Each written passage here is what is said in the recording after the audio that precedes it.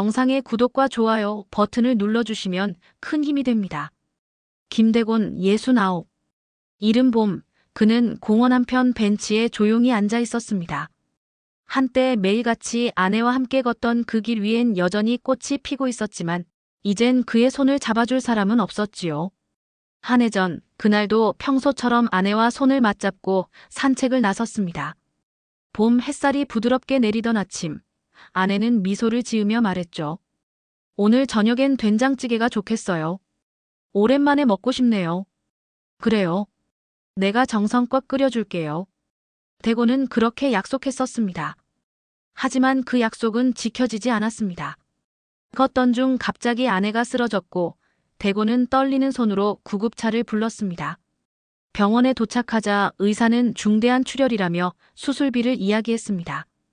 그는 주저하지 않고 집을 팔고 적금을 해약했으며 자식들에게 연락도 했지만 아들은 바쁘다고 했고 딸은 이혼 위기라며 고개를 돌렸습니다. 병실에 홀로 남겨진 대곤은 아내의 손을 꼭 잡고 중얼거렸죠. 여보, 조금만 버텨줘요. 된장찌개 해먹어야죠. 하지만 그 다정한 말이 아내에게 닿지 못했는지는 알 수 없었습니다. 결국 아내는 조용히 눈을 감았고 장례식에서 대곤은 조용히 무릎을 꿇었습니다. 내가 더 잘해줄걸. 미안합니다. 자식들은 장례를 치르자마자 일상으로 돌아갔고 대곤에게 남겨진 건 집도, 돈도, 삶의 의지도 없는 빈방 하나뿐이었습니다. 어느 날 그는 아들 제모에게 전화를 걸어 만났습니다. 아버지, 요즘 회사가 너무 힘들어요. 집도 좁고 애들도 있고요. 그 말에 대곤은 그저 웃으며 고개를 끄덕였습니다. 그래, 건강만 챙겨라. 딸 제이를 찾아갔을 때도 다르지 않았습니다. 아버지, 미안해요. 지금은 제가 너무 힘들어요. 그녀의 눈빛엔 진심보다는 거리감이 서려 있었고 대곤은 무거운 발걸음으로 돌아섰습니다. 그날 밤 그는 한강 다리 위에 섰습니다. 차가운 바람이 불어오는 그 자리에서 그는 조용히 아내의 이름을 불렀습니다. 여보, 아직은 못 가겠어요. 당신이 원하지 않으실 거니까요. 김대곤은 고시원의 침대 끝에 앉아 있었습니다. 벽지는 군데군데 벗겨졌고 창밖으로 보이는 하늘은 늘 잿빛이었지요. 그의 하루는 고요했고 또 고통스러웠습니다. 침대 머리맡에는 아내의 사진 한 장이 걸려 있었습니다. 아침이 되자 그는 무릎을 움켜쥐며 몸을 일으켰습니다. 허리 통증을 참아가며 낡은 외투를 꺼내 입고 낡은 손수레를 끌며 폐지를 줍기 시작했습니다. 종이박스, 빈병, 버려진 잡지들. 그의 손은 이미 얼어 있었고 마음도 그에 못지않게 메말라 있었습니다. 그렇게 하루를 보내고 나면 겨우 5,000원, 때론 3,000원이 전부였습니다. 하지만 그 돈 없이는 고시원 방세도 따뜻한 찜질방 한 번조차도 꿈꿀 수 없었지요. 그는 그렇게 하루하루 생존하고 있었습니다. 어느 날 그는 공사장 인력사무소 앞에 섰습니다. 주변은 젊은이들로 가득했고 그 가운데 선대곤은 유난히 작아 보였습니다.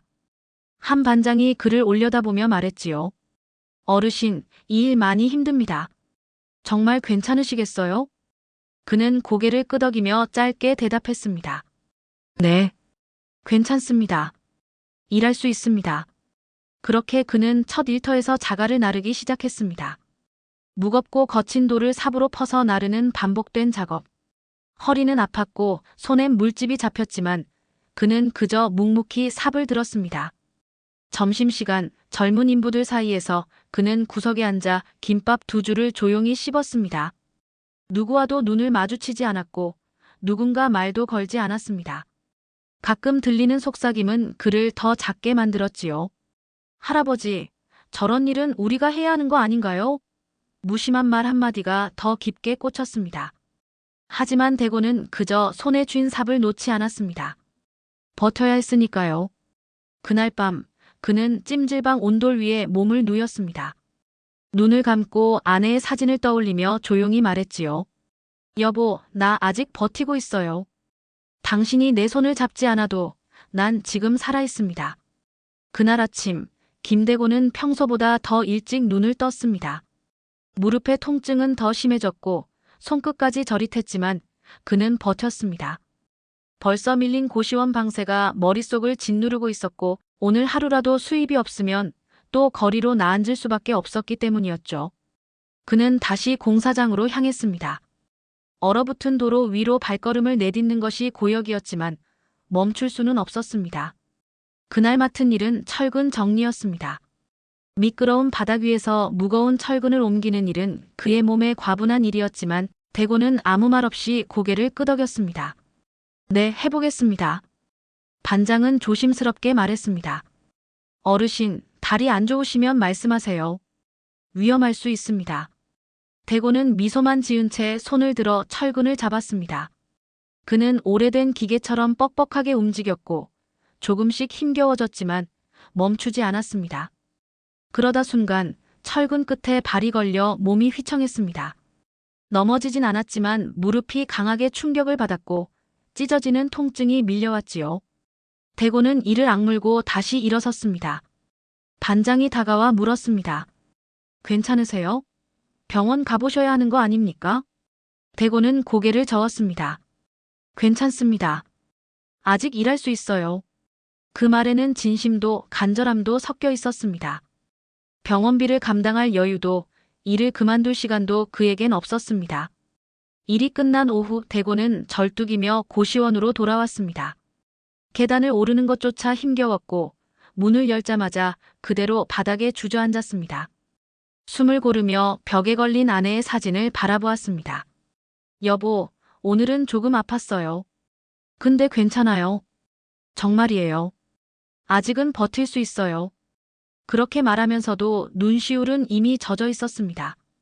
그날 밤 그는 온 찜질방으로 가지도 못한 채 전기장판 위에서 몸을 말았습니다. 창밖에선 비가 내리고 있었습니다. 귓가에 떨어지는 빗소리를 들으며 대고는 천천히 중얼거렸습니다. 당신이 좋아하던 봄비 소리예요. 하지만 올해 봄은 왜 이렇게 멀게 느껴지는 걸까요? 며칠째 일이 끊긴 날 김대고는 마지막으로 남은 1,000원짜리 한 장을 손에 쥐고 있었습니다. 그것으로 식사는커녕 컵라면 하나도 사기 어려웠습니다. 고시원 관리인은 차갑게 말했습니다. 이번 주 안에 방세 안 내시면 짐 치워놓겠습니다. 대고는 고개를 끄덕이며 말없이 문을 닫았습니다. 그날 그는 오랜만에 종로 거리를 걸었습니다. 지나가는 사람들의 옷차림은 따뜻했고 식당 안에선 웃음소리가 흘러나왔습니다. 유리창 너머 고소한 된장찌개 냄새가 그의 코끝을 스쳤습니다. 아내가 생전에 즐겨 끓이던 그 국물이었습니다. 그는 조심스레 분식집 문 앞에 섰습니다. 안에선 중년 여자가 분주히 움직이고 있었습니다. 가게 안을 힐끔 살핀 그는 무언가 결심한 듯 조용히 문을 열고 들어갔습니다. 안녕하세요. 혹시 따뜻한 물 한 잔만 받을 수 있을까요? 그 말에 사장은 그를 빤히 바라보더니 조용히 고개를 끄덕였습니다. 잠시 후 그녀는 조그마한 밥그릇에 된장국을 떠서 그의 앞에 놓았습니다. 밥도 약간 함께 얹어져 있었습니다. 드시고 가세요. 날도 추운데. 그는 고개를 깊게 숙이며 말했습니다. 정말 감사합니다. 정말 감사합니다. 그 한 그릇의 국물은 단순한 식사가 아니었습니다. 그의 속을 데우고 굳어있던 마음을 녹이는 힘이었죠. 식사를 마친 뒤 그는 식당을 나서려다 조심스레 물었습니다. 혹시 여기서 일손 필요하지 않으신가요? 저는 설거지도 청소도 뭐든 할 수 있습니다. 사장은 그를 한참 바라보다가 말했습니다.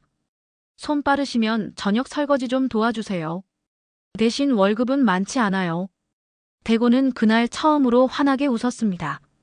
괜찮습니다. 여기서라도 일할 수 있어서 감사합니다. 그렇게 그는 분식집의 설거지 아르바이트로 다시 하루를 시작했습니다.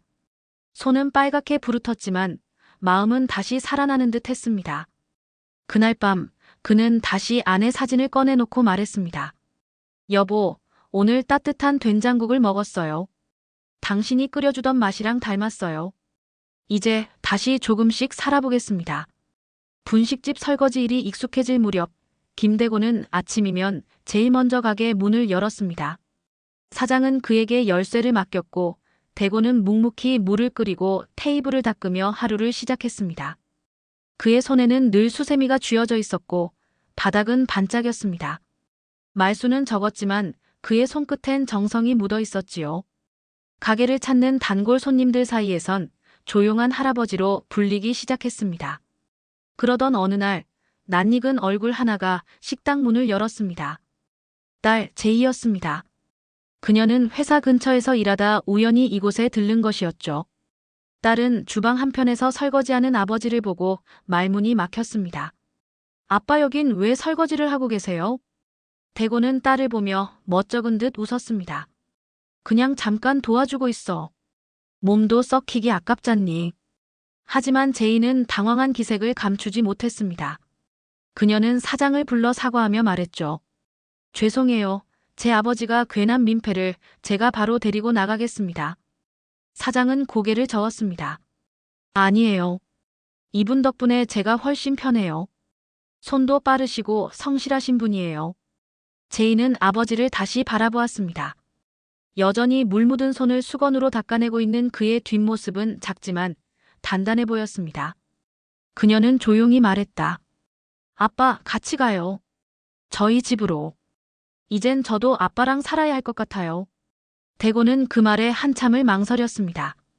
그리고는 조용히 말했습니다. 내가 진심으로 그렇게 말해줘서 고맙구나. 그날 밤 그는 딸의 차를 타고 새로운 집으로 향했습니다. 창밖엔 봄비가 조용히 내리고 있었고 딸은 조심스럽게 물었습니다.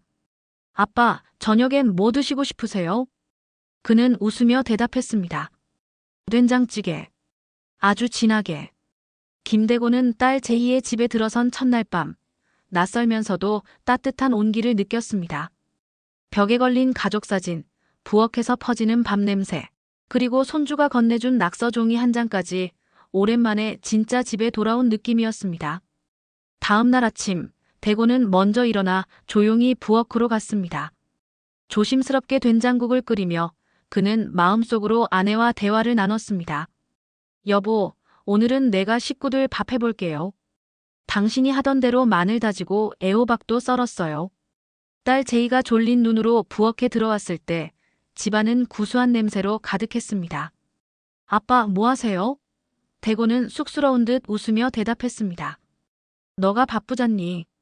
아빠가 밥 좀 해봤어. 식탁 위에는 소박한 된장국과 계란말이, 김치가 올려져 있었습니다. 손주는 두 눈을 반짝이며 말했습니다. 할아버지, 이거 엄청 맛있어요. 그 말에 대고는 눈가가 시큰해졌습니다. 한 끼의 밥상이 가족을 이어주는 끈이 될 줄은 몰랐습니다. 식사를 마친 뒤 제이는 그에게 조심스럽게 말했습니다. 아빠 요리 영상으로 찍어서 올려볼까요? 요즘 유튜브에서 어르신들 요리 영상 인기 많아요. 대고는 잠시 당황했지만 제이가 보여주는 영상을 보고는 고개를 끄덕였습니다. 그래, 뭐 나도 한번 해볼까. 그렇게 해서 된장 할아버지의 밥상이라는 이름으로 첫 영상을 찍게 되었습니다. 핸드폰 삼각대 앞에서 어색하게 인사를 하며 그는 이렇게 말했습니다. 안녕하세요. 여든이 다 돼가는 김대곤입니다. 오늘은 제가 손주에게 해준 된장찌개 끓여보겠습니다. 그의 손은 느리지만 정갈했고 말투는 조심스럽지만 따뜻했습니다. 며칠 뒤 영상은 작게나마 입소문을 탔고 댓글엔 이런 글이 달렸습니다. 우리 아버지 생각나요? 감사합니다. 눈물 나게. 대고는 그 댓글을 보며 속으로 중얼거렸습니다. 아버지라는 이름 아직도 누군가에겐 의미가 있군요. 며칠 뒤 김대곤의 유튜브 채널은 작지만 따뜻한 팬층을 갖기 시작했습니다. 영상 하나하나에 달린 댓글은 그의 하루를 버티게 해주는 응원이 되었지요. 그 가운데 한 통의 이메일이 도착했습니다. 지역 방송국에서 온 연락이었습니다. 선생님의 이야기를 듣고 감동받았습니다. 혹시 인터뷰 요청드려도 될까요? 대고는 잠시 망설였지만 제희의 격려에 용기를 냈습니다. 인터뷰 날 그는 딸이 다려준 셔츠를 입고 방송국을 찾았습니다. 낯선 카메라 앞에서 그는 천천히 그러나 담담하게 자신의 이야기를 풀어나갔습니다. 아내를 보내고 자식들에게도 버림받고 거리에서 폐지를 주우며 살았던 시간. 그 모든 상처들이 카메라 앞에서 조용히 드러났습니다. 그리고 따뜻한 국물 한 그릇이 삶을 바꿨다고 이야기했습니다. 방송이 나간 뒤 많은 사람들이 댓글을 남겼습니다. 아버지 생각이 나서 울었어요. 우리 아빠랑 꼭 닮으셨어요. 따뜻함이 느껴졌습니다. 그 무렵 대곤의 큰아들 재민에게도 영상이 도착했습니다. 아내가 말없이 링크를 건넸고 그는 마지못해 눌러봤습니다. 화면 속 아버지는 여전히 다정했고 자신이 기억하던 그 모습 그대로였습니다. 며칠 뒤 대곤이 된장국을 끓이고 있을 때 초인종 소리가 들렸습니다. 현관 앞엔 낯익은 얼굴이 서 있었습니다. 재민이었습니다. 아버지, 저 죄송합니다. 대곤은 잠시 말이 없었습니다. 그리고 조용히 말했습니다. 들어와라. 된장국 아직 뜨겁다. 그날 저녁 세 식구가 한 식탁에 앉았습니다. 말은 많지 않았지만 숟가락 부딪히는 소리가 유난히 따뜻하게 울렸습니다. 손주는 몰랐습니다.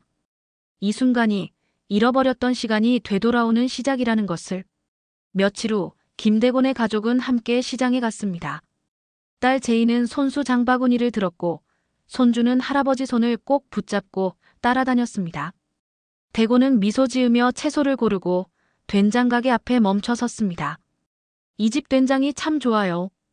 예전에도 여기서 샀거든요. 그렇게 그는 다시 익숙한 장맛을 손에 넣었습니다. 집에 돌아오자마자 대곤은 앞치마를 두르고 부엌에 섰습니다. 냄비에 다시마와 멸치를 넣고 국물을 내고 손질한 채소들을 하나씩 넣었습니다. 거실에선 손주가 종이 접기를 하고 있었고 제이는 조용히 핸드폰을 내려놓고 부엌을 바라보았습니다. 아버지, 그 영상 말이에요.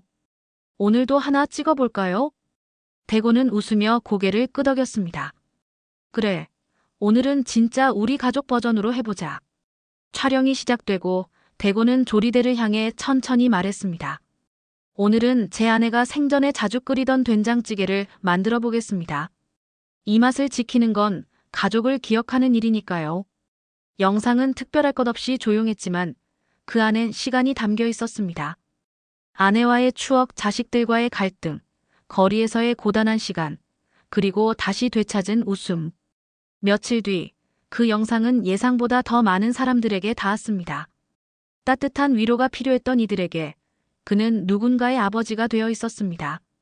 한 구독자는 댓글을 남겼습니다. 이제 돌아가신 저희 아버지한테 감사하단 말 전하고 싶어요. 이 영상을 보고서야 용기를 냈습니다.